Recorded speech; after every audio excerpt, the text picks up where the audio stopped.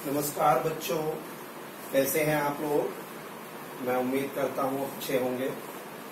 बच्चों, हम लोगों के काफ़ी सेक्टर लगभग फिनिश हो चुके हैं और मैं उम्मीद करता हूँ कि आप लोग होमवर्क प्रॉपरली कर रहे होंगे, क्योंकि बच्चों ये फेस है, अगर आप प्रॉपरली डेली के डेली होमवर्क करते चल रहे हैं तो मैं उम्मीद करता हूं कि आने वाले समय में आपको कोई भी समस्या नहीं हो। ये जो हम लोगों का होमवर्क है ये बेसिकली कंपाउंड इंटरेस्ट की तरह होता है। अब बच्चा सोचता है नॉर्मल कंडीशंस में कि अरे यार आज छोड़ो कल कर लो। अब कल कैसे करोगे? कल तो फिर आपको कल का मिलेगा और आज का और रह गया आपका, तो डबल हो गया। तो जब आज आप सिंगल नहीं कर सकते तो डबल कैसे करेंगे? हाँ, ये क्लियर है, कभी वीक में एक दो बार इस टाइप की चीजें आ जाती माइंड में, आलस आता है या कुछ है, वो एक अलग मैटर, बट ये रोजमर्रा की प्रैक्टिस में नहीं आना चाहिए। कोशिश ये हो कि डेली का होमवर्क डेली आप करते जाओ।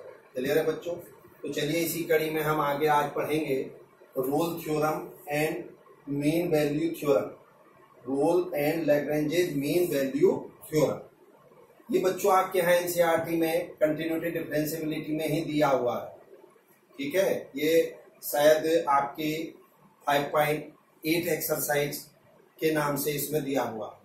हालांकि अगर हम इसको बात करें तो ये बेसिकली एप्लीकेशन ऑफ डेरिवेटिव में आना चाहिए। ये जो टॉपिक है ये क्या में आना चाहिए? एप्लीकेशन ऑफ डेरिवेटिव में। लेकिन कोई नहीं, हमें तो पढ़ना है, यहाँ पढ़े वहां पढ़े, कोई अंतर नहीं पड़ता। तो आइए बच्चों, सबसे पहले हम पढ़ते हैं Rolle theorem. What is Rolle theorem? है क्या रोल थ्योरम? देखिए बच्चों, बहुत सिंपल। एफ एक्स मान लीजिए कोई एक रियल वैल्यू फंक्शन है। क्या है बच्चों? एफ एक्स एक रियल वैल्यू फंक्शन है जो कि क्लोज इंटरवल ए से बी में डिफाइन है, जो कि क्लोज इंटरवल ए से बी में डिफाइन है। कैसे है मैं दिखा दे रहा हूं। ये देखिए, ये एक फंक्शन है आपका y equal to f x और ये आपका पॉइंट हो गया a0 सपोज, ये हो गया b0।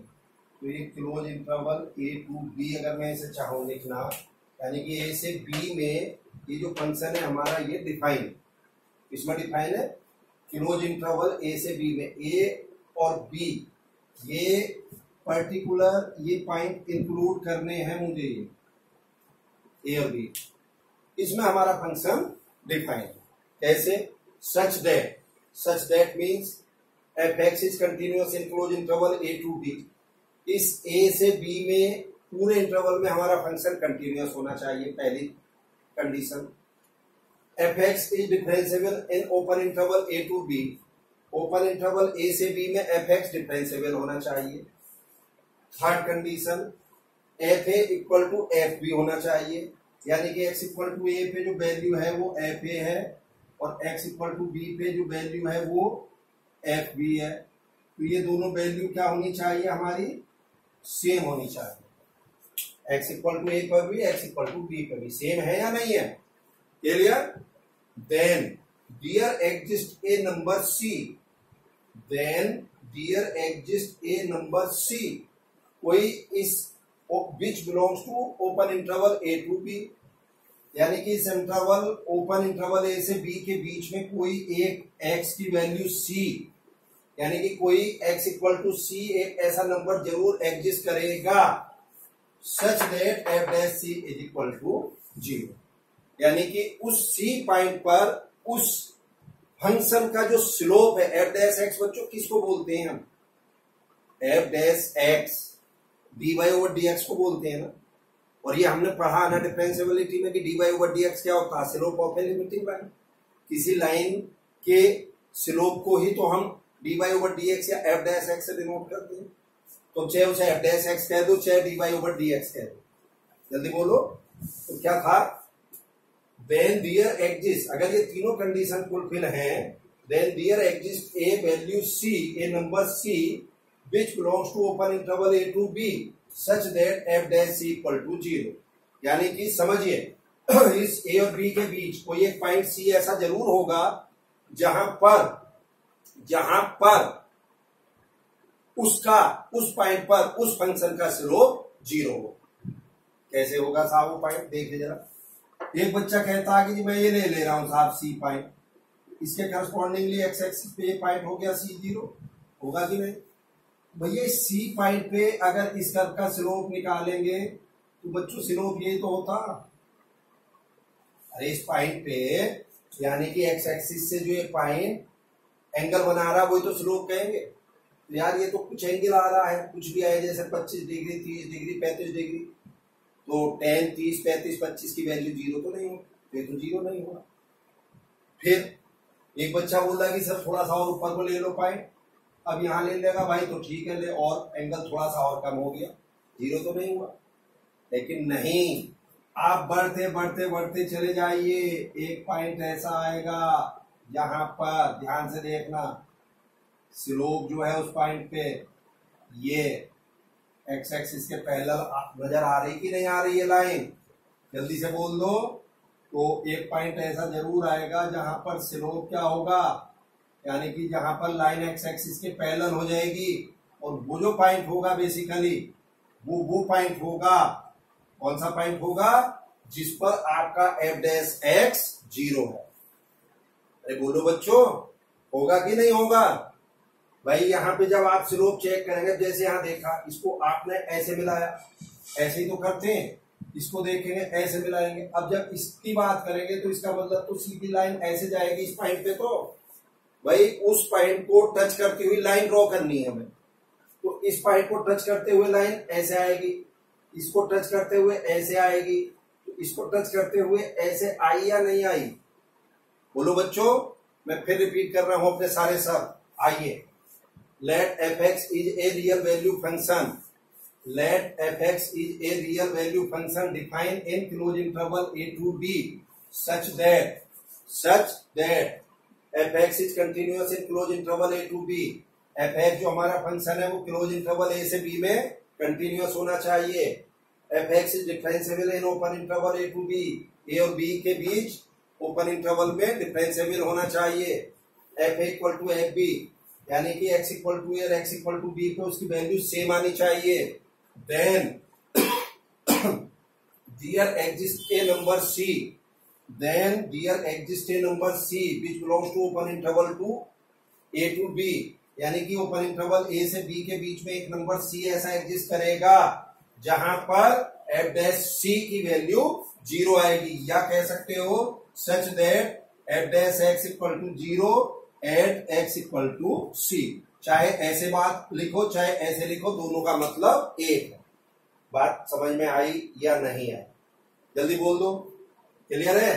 भैया जब यहां से एफ डैश सी को हम जीरो करेंगे तो जीरो करके जो सी की वैल्यू आएगी बेसिकली, अगर वो सी की वैल्यू ए से बी के बीच, ओपन इंटरवल ए से बी के बीच सी की वैल्यू आती है तो हम कहेंगे रोल थ्योरम इज वेरीफाइड, और अगर सी की वैल्यू इंटरवल के बीच में नहीं आती है तो दैट यानी कि Rolle theorem is not verified.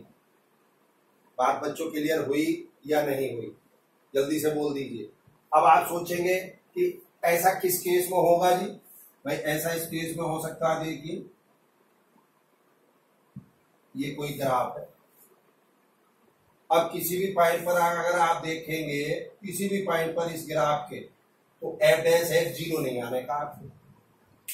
किसी भी पॉइंट पर जब स्लोप निकालेंगे, टेंजेंट लाइन ड्रॉ करेंगे, तो वो एक्स एक्सिस के पैरेलल कभी भी नहीं आने।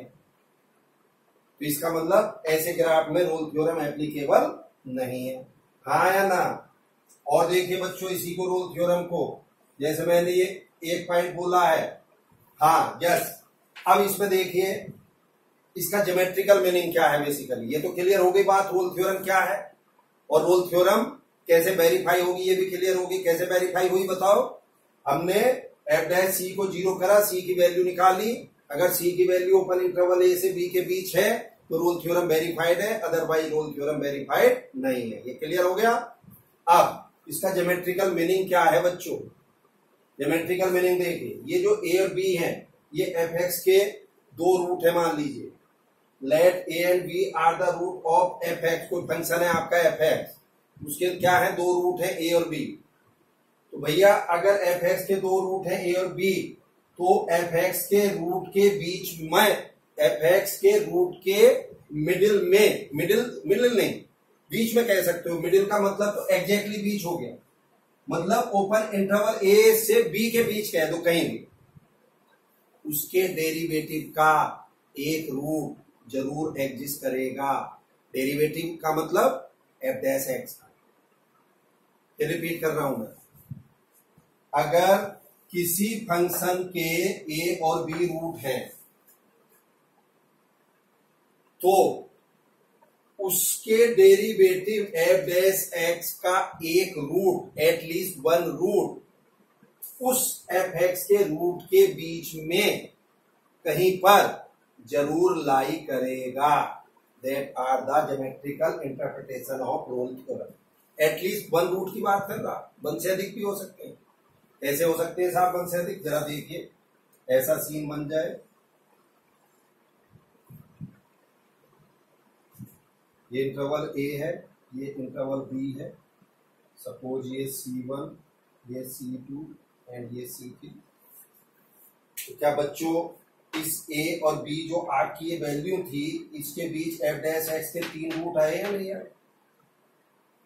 अब आप कहोगे कि उसके तो 2 रूट है, इसके 3 रूट। अरे 2 रूट नहीं है, रूट तो उस फंक्शन के भी मान लीजिए 10 होंगे।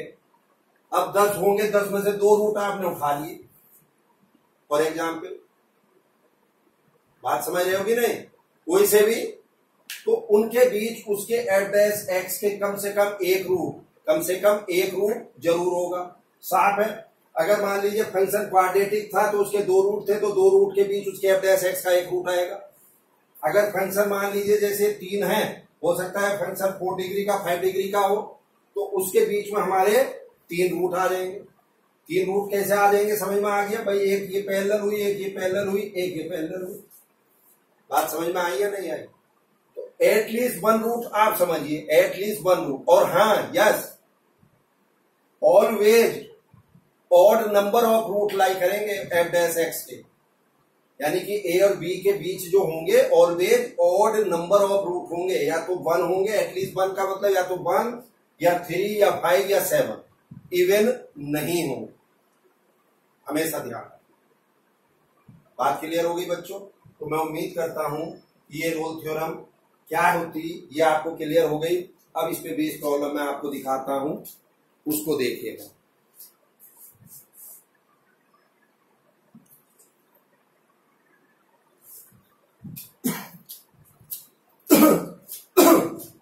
चलिए बच्चों देखिए, verified Rolle theorem for the function x³ - 6x² + 11x - 6 in the interval 1 to 3। बात समझ रहे हो मेरी? ये प्रॉब्लम बच्चों पूरी A to Z जैसे बोर्ड में करके आनी है आपको, वैसे करके दिखा रहा हूं। क्या है? Verify Rolle theorem. हमें रोल थ्योरम वेरीफाई करनी है। फंक्शन क्या है? x³ - 6x² + 11x - 6 in the close interval 1 to 3। तो देखिए कैसे लिखेंगे आप। Here we observe that पहला point f(x) = x³ - 6x² + 11x - 6 being a polynomial function of x, so it is continuous in closed interval 1 to 3। हमने continuity में second exercise second method पढ़ा था ना, कि जैसे कुछ पोलिनोमियल फंक्शन है, रेशनल फंक्शन है, कांस्टेंट फंक्शन है, sine, cosine, tangent, exponential, logarithmic function, they are continuous in their domain.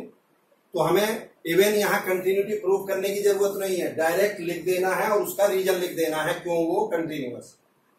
अगर वो एक्सपोनेंशियल होता तो कहते हैं since it is exponential function so it is continuous, it is logarithmic function it is continuous. बात समझ रहे हैं ना? नेक्स्ट एफ डैश एक्स निकाला, इसका 3x² - 12x + 11 which clearly exists in the open interval 1 to 3। इसका क्या मतलब हुआ जी? 1 से 3 के बीच ओपन इंटरवल में जो x की वैल्यू हो, मन हो आपका, वो इसमें रखते चले जाइए। बार बार एफ डैश एक्स आपका फाइनाइट रहेगा, एग्जिस्ट करेगा वो, यानी कि उसकी कुछ ना कुछ फाइनाइट वैल्यू आएगी। ऐसा नहीं होगा कि वो ब्रेक हो रही है वैल्यू, अनडिफाइंड है या कुछ है। क्यों? क्योंकि this is also a polynomial function, so it is differentiable in open interval 1 to 3। दूसरी कंडीशन फुलफिल। तीसरी f1 x की जगह 1 रखिए, 0 आया। f3 रखिए x की जगह, this is also 0, so f1 = f3। अब क्या लिखेंगे हम? So all the condition of Rolle theorem are satisfied. जल्दी बोलो। So all the condition of Rolle theorem are satisfied, so there exist a number c, belongs to open interval 1 2 3। बस ए और B की जगह 1 3 आ गया ना। हाँ, such that f dash c equal to 0। भाई यहीं से तो सी की वैल्यू आएगी। अब एफ डैश एक्स ये है आपका, इसमें एक्स की जगह सी रख देंगे और उसको 0 कर देंगे। यहां से बच्चों सी की वैल्यू सॉल्व करके आप निकाल लेंगे, वो आएगी 2 + -1/√3, यानी कि 2 + 1/√3 और 2 - 1/√3। और ये दोनों ही वैल्यू ओपन इंटरवल 1 से 3 के बीच एग्जिस्ट कर रही हैं। बोलो clearly, both the value of c lie in the open interval 2 3, so Rolle theorem is verified. Clear? आगे बच्चों समझ में बात कैसे हमें प्रॉब्लम करनी है, बहुत सिंपल सा है। हाँ, यहाँ अगर 2 वैल्यू की बजाय एक वैल्यू भी इसके बीच आ जाती है अगर इंटरवल के, तो भी रोल थ्योरम वेरीफाइड होती है। ध्यान रखना है, सी की वैल्यू अगर एक भी होती ना, तो भी क्या कहते हैं हम, तो भी हमारा जो रोल थ्योरम है वो वेरीफाइड हो जाता। बोल दो बच्चों। इस ढंग से हम यहाँ पे प्रॉब्लम्स करेंगे, इसको नोट करिए। नेक्स्ट प्रॉब्लम मैं आपको करा रहा हूं। चलिए बच्चों देखिए नेक्स्ट प्रॉब्लम रूल थ्योरम की। ये बच्चों बहुत अच्छी प्रॉब्लम है, बोर्ड में अक्सर आ जाती है, और स्पेशली जैसे दिल्ली बोर्ड या अब अगर आपके बोर्ड की भी बात करूं मैं ऑल इंडिया लेवल पे, अगर थोड़ी सी भी टिपिकल टाइप की प्रॉब्लम डालनी हो तो वो डाल देता। और इधर आपके कॉम्पिटिटिव लेवल पे जेईई मेन में प्रॉब्लम आ रखी है। तो क्या है problem? If Rolle theorem hold for the function f(x = x³ + bx² + ax + 5 on close interval 2 3 which c = 2 + 1/√3, find the value of a and b। कुछ समझ रहे हो क्या कह रहा है? वो ये कह रहा है कि ये जो फंक्शन है क्लोज इंटरवल 1 से 3 में जो डिफाइन है, इसमें रोल थ्योरम होल्ड कर रही है, यानी कि ये फंक्शन रोल थ्योरम को वेरीफाइड कर रहा है c = 2 + 1/√3 वैल्यू के लिए। तो ए भी आपसे पूछ रहा है। अब हमें रोल थ्योरम वेरीफाई नहीं करनी है, अब हमें इसकी कंटिन्यूटी नहीं निकालनी है, यानी कि वो पहले से ही कह रहा है कि हमारा फंक्शन इस पॉइंट पर कंटिन्यूअस है। कंटिन्यूटी में पढ़ी है प्रॉब्लम, ध्यान आ रहा है? जब आपको कह देता कि function is continuous at x = 1 then find the value of a and b, वो रिलेशन दिया हुआ होता था, सेम वही है। यहाँ c = दिस पर रोल थ्योरम वेरीफाइड है, तो a b की वैल्यू पूछ रहा है। तो सिंपल, पहली दूसरी तीसरी कंडीशन यहाँ लगाने की जरूरत ही नहीं है। क्यों नहीं है भाई? क्योंकि वो तो खुद ही कह रहा कि वो कंडीशन सेटिस्फाई होंगी तभी तो रोल थ्योरम होल्ड करेगी। आपको सीधे f(x) निकालना है और इसको x की जगह c रख के 0 कर देना है। तो यहां से f(c = 0, दिस = 0, यहां से c की वैल्यू आई आपकी वही -b + -b² - 4ac से -2b + -2b का होल स्क्वायर -4a है तुम्हारा 3 और c है a। ठीक, तो c की वैल्यू अब यहाँ रख दो उठा के, -2b + इसमें से 4 बाहर आ जाएगा निकल के, तो 2 आएगा, b² - 3a। भाई 4 बाहर आएगा ना अंडर रूट से, तो बाहर 2 ही तो बचेगा। ये 2 कैंसिल, तो -b + -this। अब c की वैल्यू कितनी है? देखिए बच्चों इधर आइए, यहाँ ये जो c की वैल्यू आपकी है, ये एक तो ये आई है, ध्यान से देखना, और एक ये आई है। तो क्या ये वैल्यू भी लेनी है मुझे? नहीं लेनी है। अरे अगर मैं इसको ले लूंगा तो ये तो निगेटिव हो गई, और c की वैल्यू उसकी निगेटिव है नहीं, c की वैल्यू है सिर्फ पॉजिटिव। तो भैया क्या करें उस केस में? हम जल्दी बोल दो, उन कंडीशंस में हमें क्या करना है? c की पॉजिटिव वैल्यू ले लीजिए सिर्फ। ठीक, तो चलिए पॉजिटिव वैल्यू से हमारा क्या आया? अब ये क्या होना था? -b/3 लिख दिया मैंने इसे, और +this/3।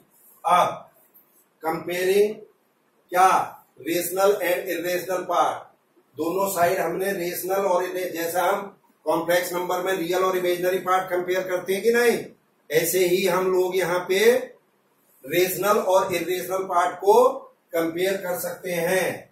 तो चलिए साहब, minus b over 3 equal to 2 and minus b square under root minus 3 over by 3 equal to 1 over root 3। तो यहाँ से सॉल्व करके b माइनस 6 आया, यहाँ सिंप्लीफाई करके बी स्क्वायर माइनस 3 आया, b की वैल्यू माइनस 6 रख दी, ये आया 11। तो बच्चों सॉल्व करके क्या आया वैल्यू, a की वैल्यू 11 आई, b की वैल्यू माइनस 6 आई। ये आपके यहाँ जेई मेन ही नहीं, इवन IIT में आई हुई प्रॉब्लम है एडवांस में, और सेकेंड बोर्ड में भी आपसे पूछी जा सकती है। तो नोट करिए बच्चों इसको। चलिए बच्चों एक प्रॉब्लम और देखिए रोल थ्योरम पे एक प्रॉब्लम और देखो बच्चों। Discuss the Rolle theorem, applicability of Rolle theorem कह दो। एफ एक्स है function x square plus 1 when x greater than 0 less than equal to 1। F x 3 minus x when x greater than 1 less than equal to 2। बात समझ में आई या नहीं आई? यानी कि वो इस फंक्शन की रोल थ्योरम, इस फंक्शन के लिए रोल थ्योरम को वेरीफाइड करवाना चाह रहा है। ठीक है सर। चलिए सबसे पहले हम तीसरी कंडीशन चेक करेंगे। जो हमारा फंक्शन का इंटरवल है वो 0 से 2 है कि नहीं है। 0 से स्टार्ट हुआ, 2 पे एंड हुआ। अब यहाँ पहले सबसे पहले तीसरी कंडीशन देख लो, अगर देखनी है तो। वो भी क्या, F0 इसमें रखेंगे 1 आ गया, F2 x इक्वल टू 2 इसमें रखेंगे तब 2 आएगा, F2 1 आ गया, यानी कि F0 इक्वल टू F2। तीसरी कंडीशन आपकी सेटिस्फाई है, नो प्रॉब्लम। अब पहली और दूसरी कंडीशन चेक करेंगे। पहली कंडीशन क्या है बच्चों, कंटिन्यूटी। दूसरी कंडीशन डिफरेंशिएबिलिटी। तो अब हम यहां थोड़ा सा दिमाग लगाएंगे। दिमाग क्या लगाएंगे भाई, रोल थ्योरम वेरीफाइड तभी तो होगी जब आपकी फंक्शन क्लोज इंटरवल में कंटिन्यूअस हो, ओपन इंटरवल में डिफरेंशिएबल हो और f इक्वल टू एफ भी हो। तीनों कंडीशन सेटिस्फाई हो तभी तो होगी ना। तो मैंने क्या करा, तीसरी पहले कर ली। अब पहली की बजाय पहले दूसरी ट्राई करता हूं। क्यों जी, कई बार आपने देखा होगा कुछ फंक्शन कंटिन्यूअस तो होते हैं बट डिफरेंशिएबल नहीं होते। अब आपने बहुत सारे फंक्शन ऐसे हैं कि किसी पर्टिकुलर पॉइंट पर कंटिन्यूअस तो हैं लेकिन डिफरेंशिएबल नहीं है। तो भैया फिर मैं डिफरेंशिएबिलिटी क्यों ना चेक कर लूं।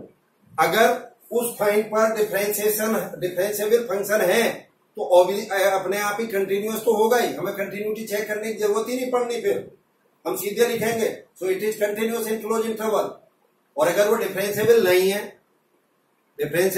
है तो भले ही वो कंटिन्यूअस हो या ना हो, में कोई अंतर नहीं पड़ता। क्यों? क्योंकि हमारी दूसरी कंडीशन सेटिस्फाई नहीं हो रही, यानी कि वो ओपन इंटरवल में डिफरेंशिएबल नहीं है। तो पहली तीसरी कंडीशन सेटिस्फाई हो रही होती है, दूसरी नहीं हो रही। रोल थ्योरम के लिए तो तीनों कंडीशन सेटिस्फाई होनी चाहिए। मेरी बात आप समझ गए कि नहीं? यस। तो सबसे पहले मैं अब यहाँ पे दूसरे नंबर पर डिफरेंशिएबिलिटी, x इक्वल टू 1 पे left hand derivative f dash 1 minus limit h tends to 0 f1 minus h minus f1 over minus h। f1 minus h क्या होगा, 1 माइनस h का ऊपर वाला फंक्शन होगा कि नहीं। तो इसमें x की जगह 1 माइनस h रख दो। f1 क्या होगा, वो भी यहीं से आएगा 1 square plus 1 over minus h। फिर सिंप्लीफाई करा, सिंप्लीफाई करने के बाद बच्चों हमारे पास लेफ्ट हैंड डेरिवेटिव आया 2। बोलो अब same right hand derivative f dash 1 plus limit h tends to 0 f1 plus h minus f1 over h। 1 plus h का कौन सा फंक्शन लेंगे, नीचे वाला। कंटिन्यूटी डिफरेंशिएबिलिटी का रिवीजन हो गया कि नहीं, बोलो।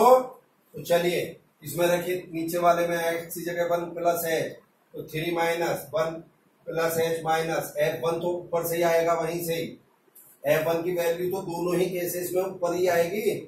तो हमारा राइट हैंड डेरिवेटिव माइनस बनाया सिंप्लीफाई करके। तो बच्चों क्या कहेंगे हम, since left hand derivative 2 right hand derivative minus 1 so left hand derivative not equal to right hand derivative. So f dash x is not exist in open interval 0 to 2। 0 to 2 में f dash x exist नहीं कर रहा। So Rolle theorem is not verified. बात बच्चों समझ में आई या नहीं आई? तो देखिए 3 वैरायटी इसमें पूछी जा सकती थी, तीनों की तीनों वैरायटी मैंने आपको बता दी। अब मेरा अपना ऐसा मानना है, हिंदुस्तान की किसी भी बुक से कहीं से भी कैसी भी प्रॉब्लम ले आओ, अगर आपका कॉन्सेप्ट क्लियर है तो आपकी प्रॉब्लम डेफिनेटली होगी। कर लीजिए नोट इसको जल्दी से।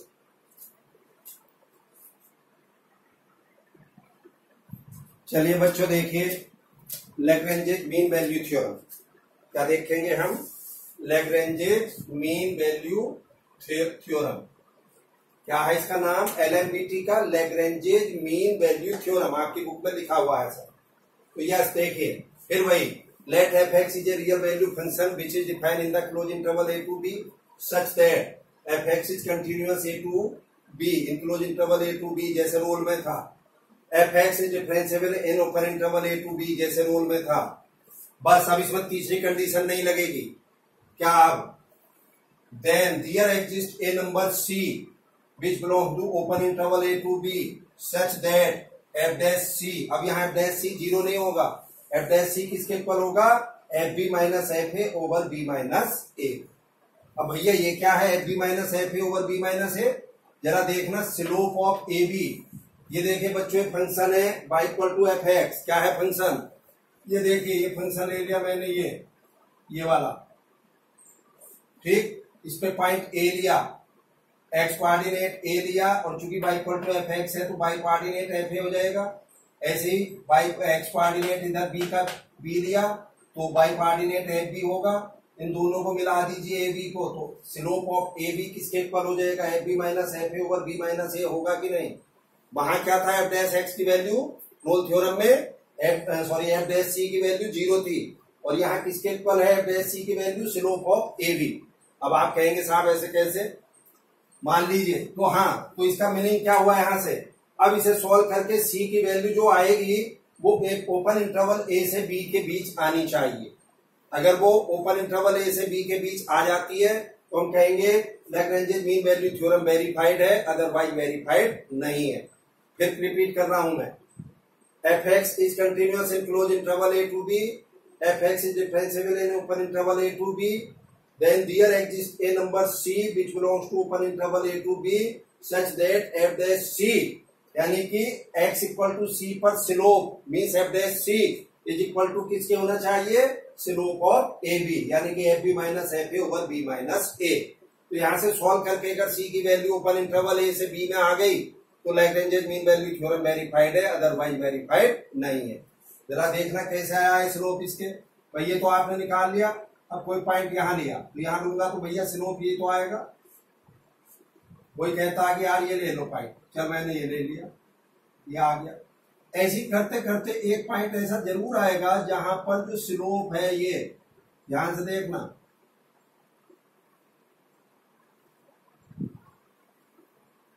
दिस, इस पॉइंट पर ये टेंजेंट लाइन का जो स्लोप है इस लाइन के इक्वल होगा। तो जिस पॉइंट पर ऐसा आ जाएगा उस पॉइंट को हम C बोल देंगे, और ये point C into f c हो जाएगा एक्स एक्सिस की बात कर। बात समझ गए होंगे कि नहीं? यानी कि ओपन इंटरवल ए से बी के बीच एक पॉइंट ऐसा आएगा इस पूरे कर्व पे कहीं ना कहीं जिस पर स्लोप इस लाइन ए बी के इक्वल होना चाहिए। तो ये आपका क्या हो जाएगा? जल्दी बोलो। लैग्रेंजेज मीन वैल्यू थ्योरम वेरीफाइड हो जाएगा। चलिए इस पर बेस प्रॉब्लम्स कराता हूं मैं, आप देखिए नोट करिए।